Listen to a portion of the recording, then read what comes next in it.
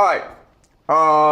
So this war will drag on, and because as an empire you become lazy, stupid, and arrogant, the Athenians will do stupid things like go invade a people that are even not part of this war. Okay, Sicily. So remember, the Athenians, it's a mafia state. What they do is they collect tribute from the allies.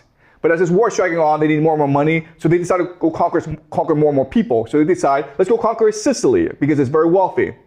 They send a massive expedition against Sicily. They lose, and they drag Syracuse, which has a navy, into the war. Now Sparta, Syracuse combined against the Athenians, and the Persians come in as well. Okay, and the allies turn against Athens. And what they will do is they will blockade Athens from Thrace, which is where Athens gets most of its wheat, okay? So now Athens is going to starve, so Athens surrenders, and this ends the Peloponnesian War. And this time, remember, the Spartans could choose to destroy Athens. They don't choose to because they're not interested in winning the war. They're only interested in maintaining the status quo, equilibrium, okay? And of course, this gives rise to Macedonia, okay? Now, remember, this is really important. Philip II, what he will do is he will go into the Greek mainland and learn all the major innovations of the Thebans, the Athenians, and the Spartans. And he will create something called the Macedonian phalanx, which becomes the most dominant military force in history at this point. He has a childhood best friend, Aristotle, who will go to Athens and learn from Plato, and he will systemize all Greek knowledge so that he can take this knowledge and turn it into a tool of empire, okay? Okay, so Philip II will focus on military conquest of the world, but Aristotle will focus on cultural imperialism. Okay?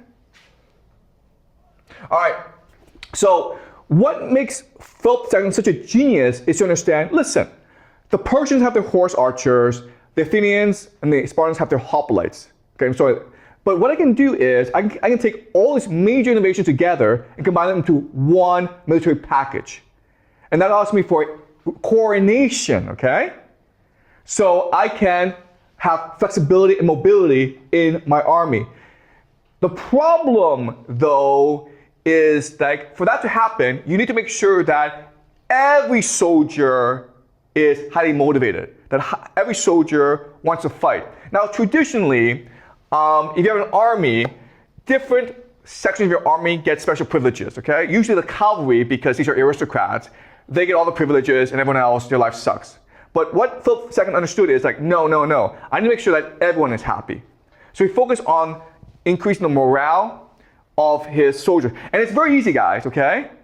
All you need to do is be meritocratic. If a soldier is doing a good job, you promote him. If a soldier is doing a bad job, you demote him. And you think that's easy, but it's not, because what it means is you have to overturn the social hierarchy, okay? Because the aristocrats are just used to like doing whatever they want. But Philip II was insistent, no. Every soldier will be treated fairly. This is going to be a meritocracy. And this is what allowed him to create the world's greatest army, okay? Now, once you have these different forces in place, you can now have major military innovation. And what is major military innovation was something called the anvil and hammer, okay? Basically what would happen is like your infantry will lock with the other infantry in place, okay? This is called the anvil. And then what will happen is your cavalry will sweep in from behind to smash the enemy cavalry. This is called the hammer. And this is what allowed Alexander the Great to conquer all of Persia. Because no other army had witnessed such a powerful force, and you can't really possibly respond to it, okay? Once the infantry locks you in place, you can't escape. Then the cavalry comes in and smashes you apart, okay? The anvil and the hammer. So